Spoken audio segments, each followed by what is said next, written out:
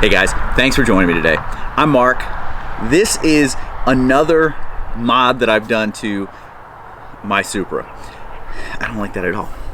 Hey guys, thanks for coming back and joining me today. I'm Mark.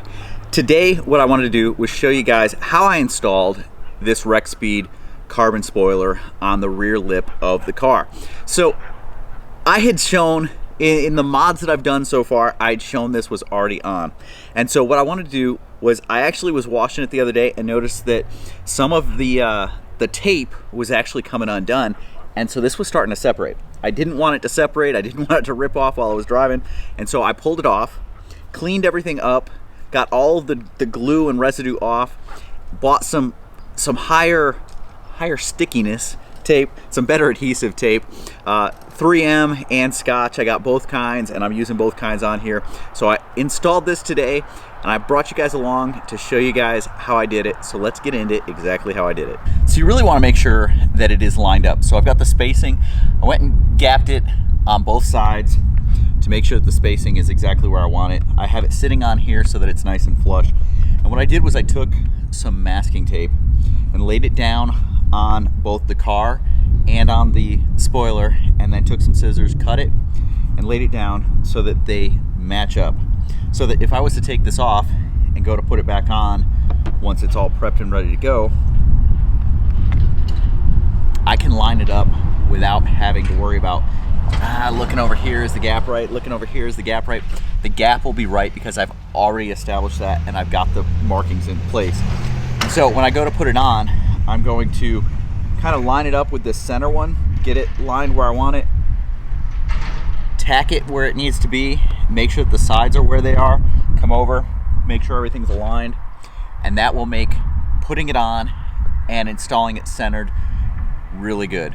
Okay, so since I have had issues with getting this to stick, and I have attached it multiple times now, what I did was I went with the 3M. I bought some 3M exterior adhesive strips and put that on, and I ran that full length all the way around. You can see that there. And then I've got some Scotch Extreme exterior, and I put that in squares all the way around. So you can see I've loaded this thing up, and it is pretty much covered with adhesive. The hard part now is going to be, because it's multiple layers and because I did these in small squares, I'm actually going to have to peel most of it off and make sure that I've got it lined up when I stick it on. Usually what I would do is start them and use some masking tape and hold. So if you start some of this backing off, so let's see. Okay, so if you start the tape like this and pull it off, you can attach it with masking tape onto the top side like this, and then once you've got it in place, you can actually grab that and peel it, and it will come off while it's sitting in place, and then you just press down, and that allows you a little bit less grip when you're actually putting it on, so you can get it centered. But because I've got the markings, I should be able to hold it above, get it pretty well centered exactly where it needs to be, put it on, and then press it in, and hopefully that does it. We will see. Okay, so I have this prepped. What I've done is, you can see I've got some blue masking tape out here, and that's where I've got some of the pieces of the backing peeled. Now I didn't peel all of it so I can show you guys how it's done both ways. So what I did was I started like this piece right here, this long red piece right here. I started both ends, taped them out here, and then I can go and pull them to the center. Now I've got one wide piece that's taped, and it's behind this narrow piece, so I want to make sure that I pull that one before I pull the others.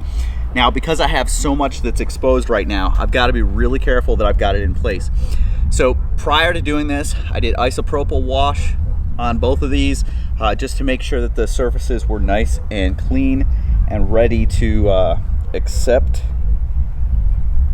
So now the process is a little bit nerve-wracking, that you've got to really make sure that you get it in place before any of it starts to attach. Looks like we're good. The tape is pretty well lined up. I want to push it forward and down. Okay, so that gets it attached. Now I told you I wanted to do the thick one first, so I just peeled it, and it comes out. So that one's done. Now I've got the long red one, and I can just grab that one, start pulling it towards the center. There we go. And I've got it pulled over here as well, so I can just kind of work it out. There we go. And then I've got a long one on the back as well. Okay, so here you can see it's installed. I've got the tape exactly where it needs to be so that everything is lined up. And that was really good to get it lined up before I set it down and pushed it.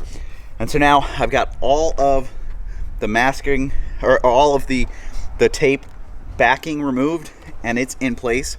So now I'm just gonna give it pressure in all the spots that it has come up in the past, just to make sure that it's hearing really well.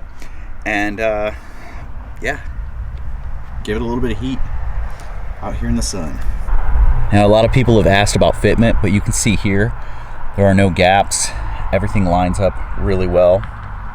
Even if you were to go underneath, there's really no gaps to speak of underneath here. Everything lines up really, really nice. Sits on there just about perfect.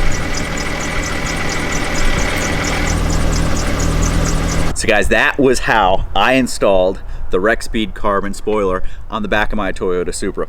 Now, it's a pretty simple process, and it comes with enough of the tape to actually do it with no gaps at all, and actually have a couple of extra pieces in there to really make sure that you get it to stick. Now, I'm not sure, I didn't do a great job prepping the car. I did a really good job prepping the spoiler itself when I first initially installed it, cleaned it all up, put the tape on, got it all set, and then came up and just slapped it on the car. What I should have done was gone through and actually done the isopropyl wash on the car itself to make sure there were no residues, no waxes, nothing sitting on here that it wasn't going to adhere well to. And that's what ended up happening. Was it stuck really well. It took me longer, I think it took me longer to get the old stuff off of the spoiler than it did to go through the whole process of setting it up, cleaning, getting the new tape on, and getting it installed. So if you ever have to do that, what I found, using a heat gun to heat that stuff back up and then just kind of roll it with my thumb was the best way to do it to get it off. I think I've got a couple of blisters. I actually do. I've got a blister on my thumb because it gets really hot. If you're using that heat gun, you get it really hot. It doesn't stick as well, but you burn yourself a little bit. But hey, it's the price of having a car that looks good, right? So, carbon spoiler is now on. This is the Rexpeed carbon. I got it from Speed Industries, and I know a lot of people have asked where I've gotten it, why I didn't go with the A91 edition one. Well, the A91 edition didn't come with it.